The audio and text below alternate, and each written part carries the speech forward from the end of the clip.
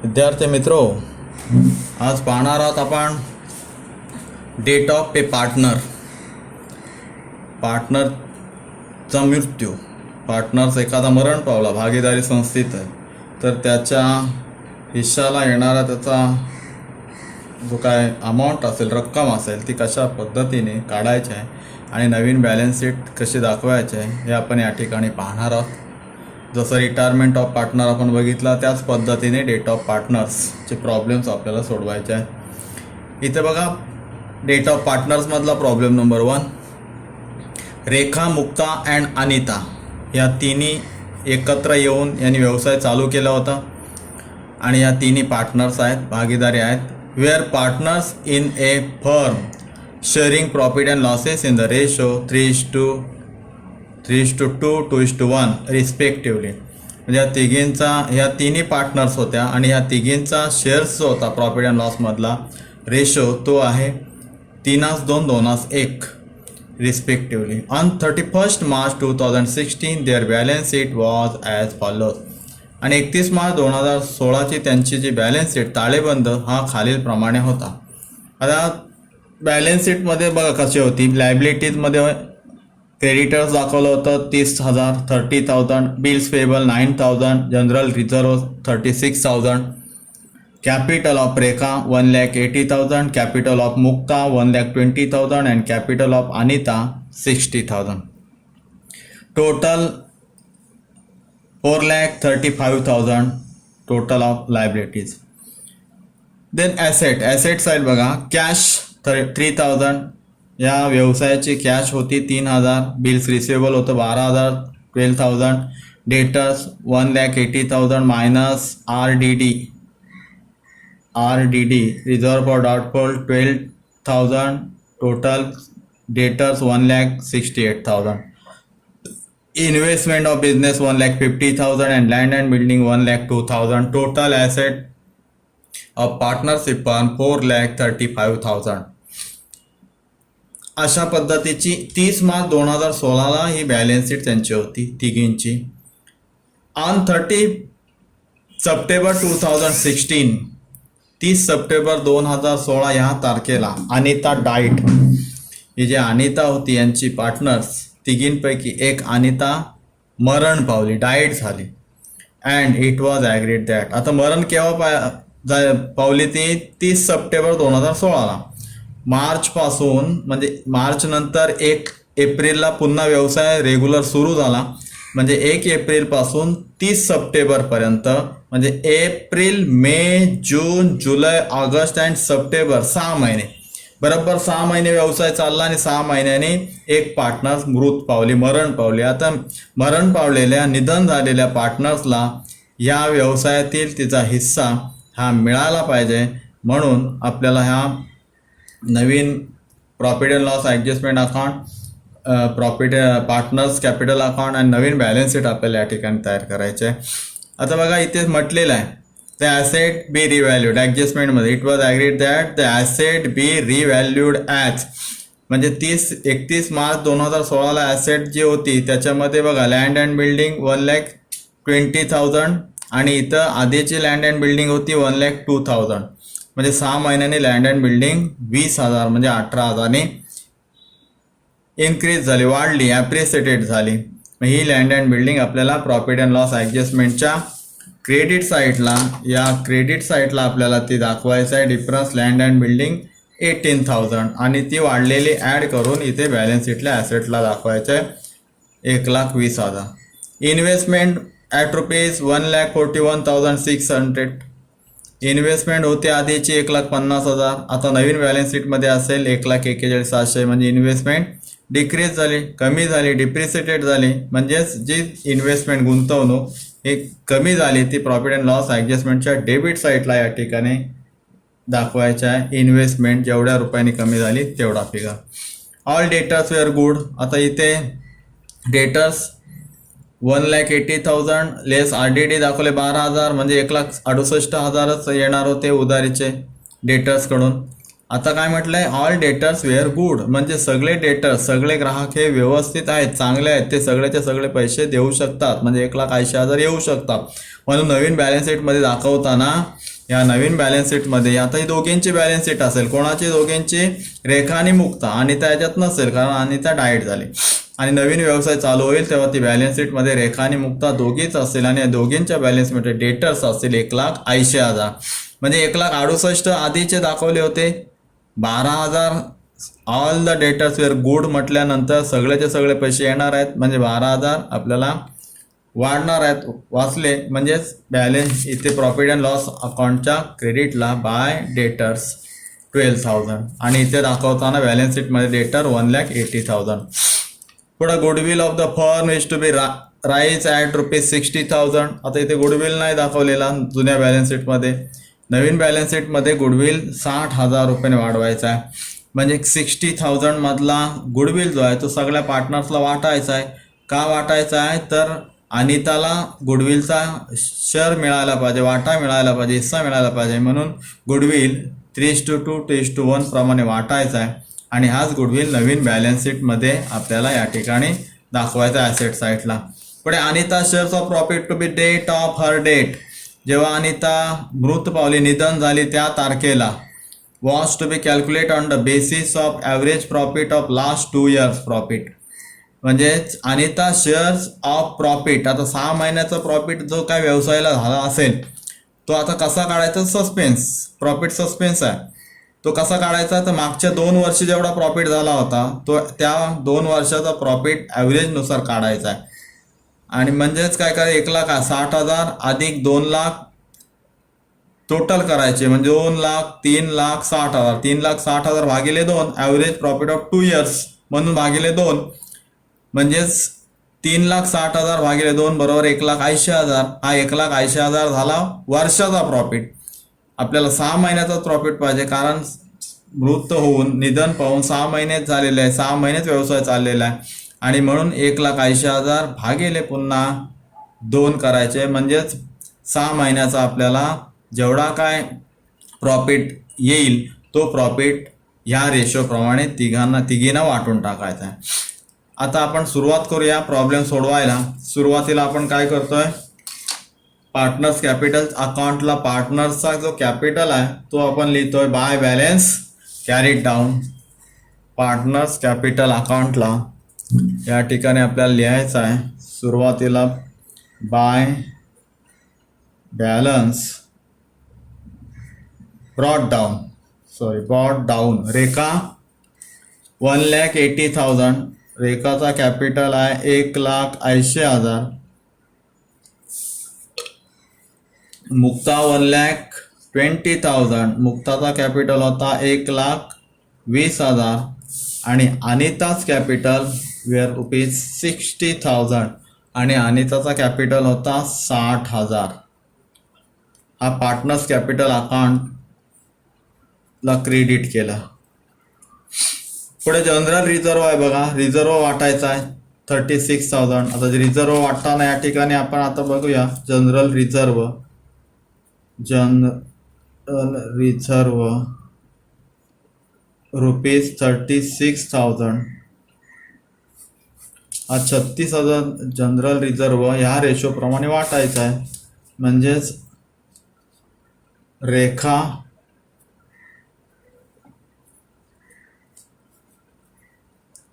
रेखा 36 मधला हिस्सा 3/6, Mukta 36,000 into 2/6, Anita 36,000 into 1/6. 6 के 6, 6 7 36, 1 2 3 0, 6,000 गुणिले 3, 6 18,000. रेखाच्या वाट्याला रिझर्व 18,000, 6 7 36, 6 2 12,000 आणि 6 1 6,000. 6,000. 10, 20, 30, 36,000 टोटल जनरल रिझर्व आपल्याला वाटायचा आहे, तो वाटला. आता बघा, रेखाला 18,000, मुक्ताला 12,000. By general reserve 18,000 Rekha, 12,000 Mukta and 6,000 Anita. पुढे रिझर्व वाटून झाला. पुढे बघायचं आता आपल्याला adjustment. The asset be revalued as land and building rupees 1,20,000. Land and building किती होते आधी? 1,02,000. आता 1,20,000 नवीन बॅलन्स शीटमध्ये रिव्हॅल्यूड केले, पुनर्मूल्यांकन केलं. 1,20,000 दाखवायचे बॅलन्स शीट म्हणजे काय झाली? लँड अँड बिल्डिंग वाढली म्हणजे प्रॉफिट अँड लॉस अकाउंटच्या क्रेडिटला by land and building appreciated किती रुपयाने वाढली? 1,20,000 वजा 1,02,000, 18,000. 18,000 18,000 वाढली लँड अँड बिल्डिंग. आता हीच land and building Naveen balance शीटमध्ये किती दिसली पाहिजे? 1,20,000. कशी? ते 1,02,000 अधिक 18. आता इथं बॅलन्स शीटमध्ये आपण बघतोय लँड अँड बिल्डिंग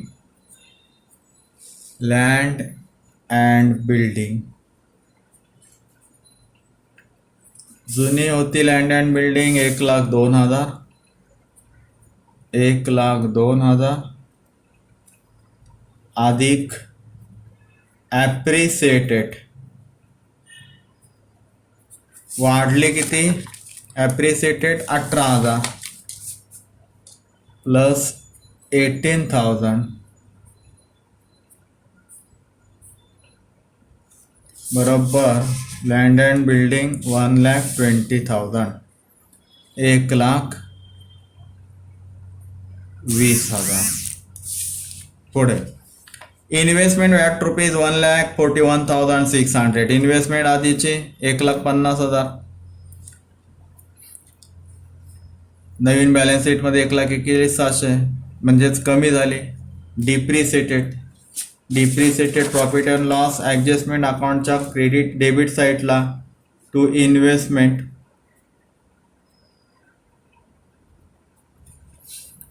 डिप्रिसिएटेड कितीने डिप्रिसिएट झाली? 1,50,000 वजा 1,41,600 बरोबर 8,400.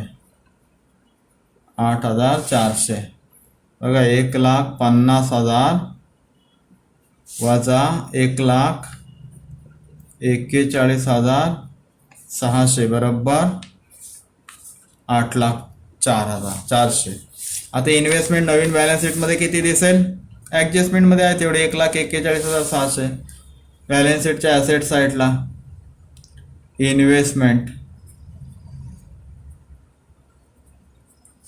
जुनी बॅलन्स शीट दाखवतोय 1,50,000.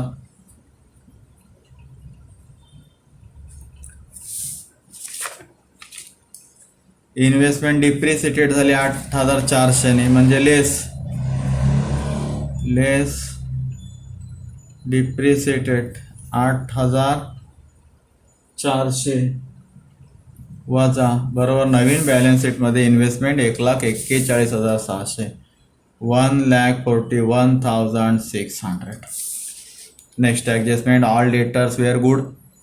जे सगळे डेटरचे आहेत ते चांगले आहेत म्हणजे सगळेचे सगळे पैसे येणार आहेत. इथं म्हटलं होतं 1,68,000 येतील. आता नवीन बॅलन्स शीटमध्ये काय होणार आहे? सगळेच पैसे येणार आहेत असं म्हटलं आहे. म्हणजे काय झालं? फायदा झाला. डेटर्स ॲप्रिसिएटेड मग प्रॉफिट अँड लॉसच्या क्रेडिट साईडला बाय डेटर्स ॲप्रिसिएटेड किती हजारांनी? 12,000. आता डेटर्सचे आहेत ते ॲसेट साईडला नवीन बॅलन्स शीटच्या ॲसेट साईडला डेटर्स जुन्या बॅलन्स शीटमध्ये 1,68,000 होते अधिक ॲप्रिसिएटेड 12,000 सगळेचे सगळे पैसे येणार म्हटल्यानंतर 12,000 बरोबर डेटर झाले 1,80,000 8,80,000 no reserve for doubtful debts. पुढच्या ॲडजस्टमेंट बघतोय.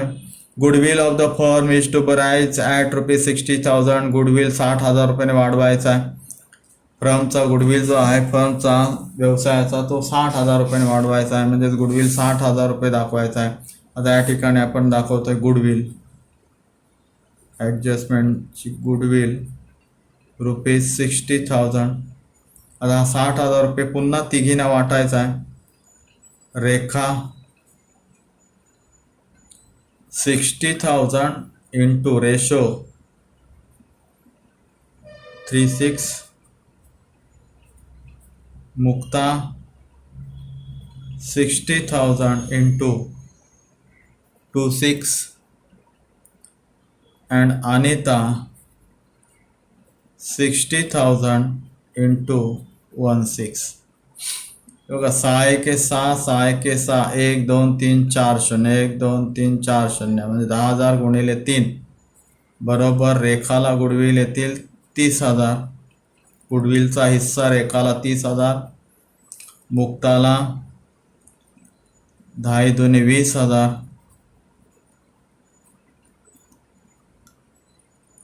आणि अनिताला 10 एके 10,000.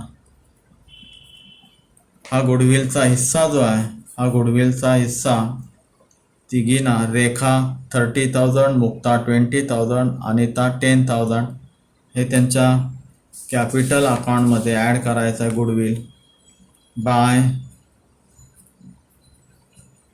गुडविल पार्टनर्स कॅपिटल अकाउंटच्या क्रेडिटला रेखा 30,000 30 20 10 30,000 मुक्ता 20,000 अँड अनिता 10,000. आणि गुडविल इथे कुठे म्हटलेलं नाही की नवीन बॅलन्स शीटमध्ये ते दिसणार नाही वगैरे काय नाही. तर आता गुडविल नवीन बॅलन्स शीटमध्ये आपल्याला दाखवायचा आहे. बॅलन्स शीटमध्ये गुडविल नवीन बॅलन्स शीटमध्ये गुडविल 60,000. पुढे Anita's share of profit to the date of her death was to be calculated on the basis of average profit of last 2 years.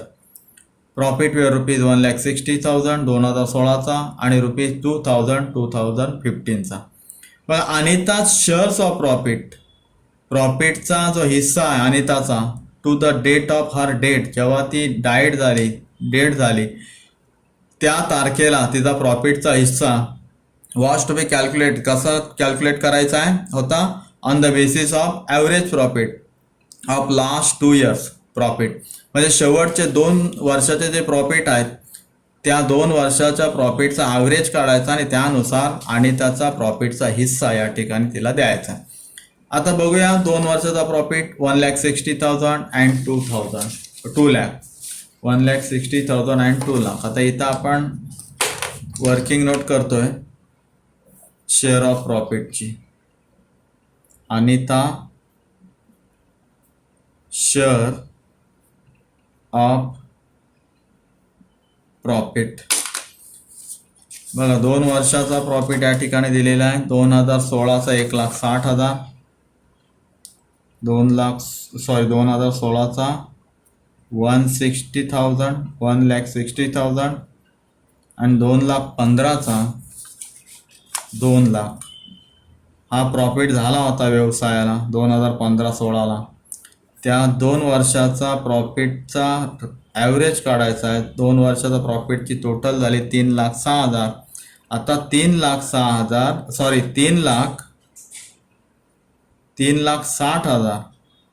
3,60,000 भागिले 2 ॲव्हरेज काढायचा आहे म्हणजे किती आलं म्हणजे आलं 1,80,000. हा झाला एका वर्षाचा प्रॉफिट 1,80,000. आता अनिताला हिस्सा द्यायचा आहे, म्हणजे अनिता डाएट केव्हा झाली? 30 सप्टेंबर 2016ला. म्हणजे ती व्यवसायात किती होती? 6 महिने होती. 1 एप्रिल पासून 30 सप्टेंबर पर्यंत, म्हणजे 6 महिने होते. म्हणजे तिला हिस्सा जो मिळेल प्रॉफिटचा तो फक्त 6 महिन्याचा मिळेल.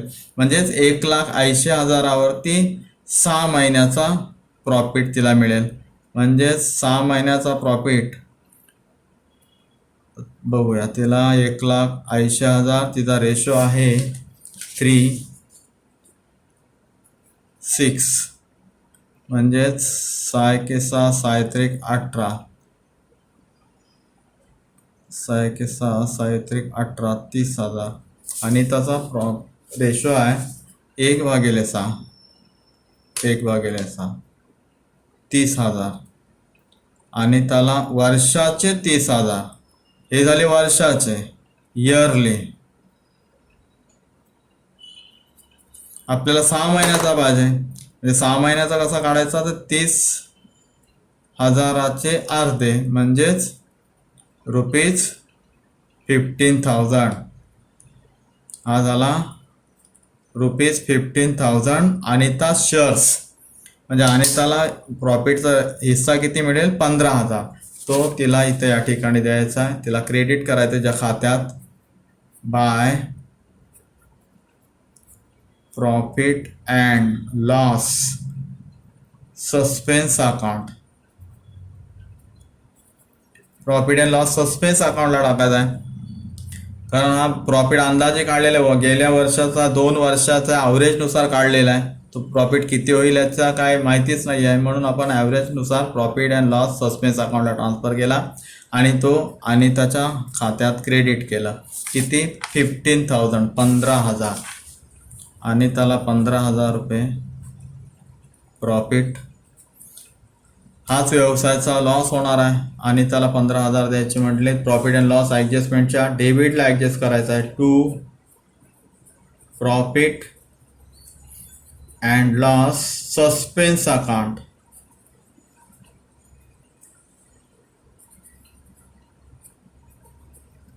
$15,000. कळलं? त्याच्यानंतर पुढे ॲडजस्टमेंट संपले. आता बघूया बॅलन्स शीट. आधीची balance sheet. Creditor 30,000. Creditors balance शीटच्या ॲसेट साईडला, सॉरी लायबिलिटी साईडला क्रेडिटर्स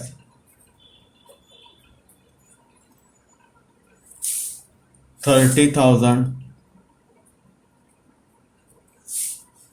बिल्स पेबल 9,000.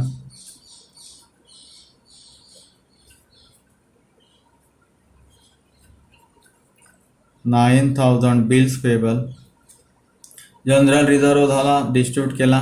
कॅपिटल घेतलं. कॅश 3,000. कॅश तेवढीच आहे नवीन बॅलन्स शीटमध्ये, ती दिली नाही किंवा आली नाही.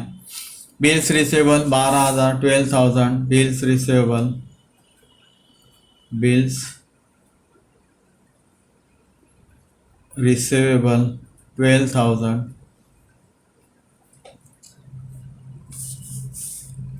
डेटर्स घेतले आपण 1,80,000. त्याच्यानंतर इन्व्हेस्टमेंट घेतले 1 लाख. इन्व्हेस्टमेंट 1,41,600. त्याच्यानंतर लँड अँड बिल्डिंग 1,20,000. अशा पद्धतीने बॅलन्स शीट आणि लायबिलिटी जे आपण एंट्र्या केलेल्या आहेत. आता आपल्याला बघायचं आहे profit and loss adjustment account close करायचं आहे. क्लोज करताना बघा क्रेडिट साईड जास्त आहे, 10, 20, 30, 30,000.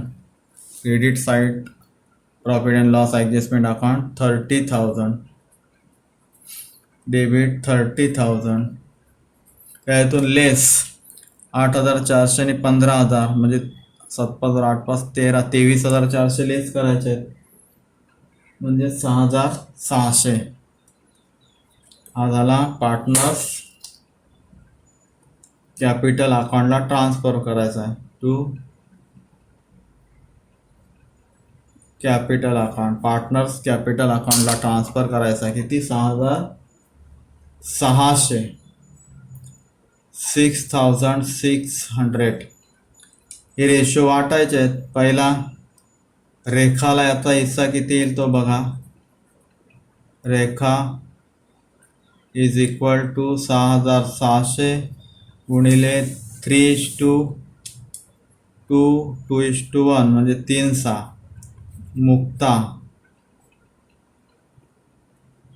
मुक्ता 6600 गुणिले 2/6. अनिता 6600 गुणिले 1/6 बरोबर. रेखा 3300, मुक्ता 2200 आणि अनिता 1100. टोटल 3 4 5 6600 हा झाला कॅपिटल. तिघींना वाटला. हाच कॅपिटल अकाउंटला ट्रान्सफर करायचा आहे. इथं लिहितोय by profit and loss adjustment account. Profit and loss adjustment account. Rekha 3300, Mukta 2200, Anita 1100. आता पार्टनर्स कॅपिटल अकाउंट क्लोज करतोय. पहिला क्लोज करतोय डाईट झालेली जे पार्टनर्स आहे, डाईट झालेली पार्टनर अनिताचा अकाउंट क्लोज करतोय. टोटल बघा 66 10 15 and 11 92,100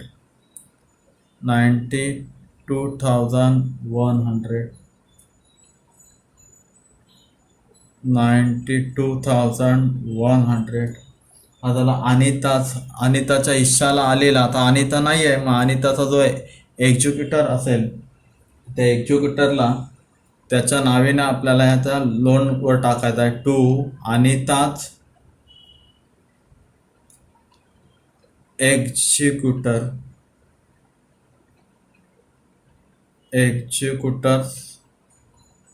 लोन अकाउंट. अनिताचा जो कोण एक्झिक्युटर असेल कार्यकारी अधिकारी त्याच्या खात्याला टाकायचे आहेत 92,100 एक्झिक्युटर लोन अकाउंट. आणि हाच लोन अकाउंट आपल्याला कुठं दाखवायचा आहे. आता लोन म्हणजे द्यायचा आहे, लायबिलिटी आहे. म्हणजेच नवीन बॅलन्स शीटमध्ये ही दोघींची जी बॅलन्स शीट आहे तिचा लोन देणार आहेत. इथं लिहायचा अनिता एक्झिक्युटर्स लोन अकाउंट 92,100 झालं. अनिताचं अकाउंट क्लोज केलं. आता बघतोय आपण रेखाचा अकाउंट आपल्याला क्लोज करायचा आहे. आता रेखाचा अकाउंट क्लोज करताना क्रेडिट साईड आधी आपल्याला बघायचं आहे. 1,80,000 18,30 3,300 म्हणजेच 2,31,300 2,31,300. डेबिट साईडला 2,31,300. आता डेबिट साईडला ज्या खात्यात डेबिट काहीच झालेलं नाहीत म्हणजे नवीन कॅपिटल जो असेल रेखाचा टू बॅलन्स कॅरीड डाऊन म्हणजेच नवीन कॅपिटल जो बॅलन्स शीटच्या लायबिलिटी साईडला आपल्याला दाखवायचा आहे 2,31,300 इथे दाखवायचा कॅपिटल. हा झाला आता नवीन कॅपिटल.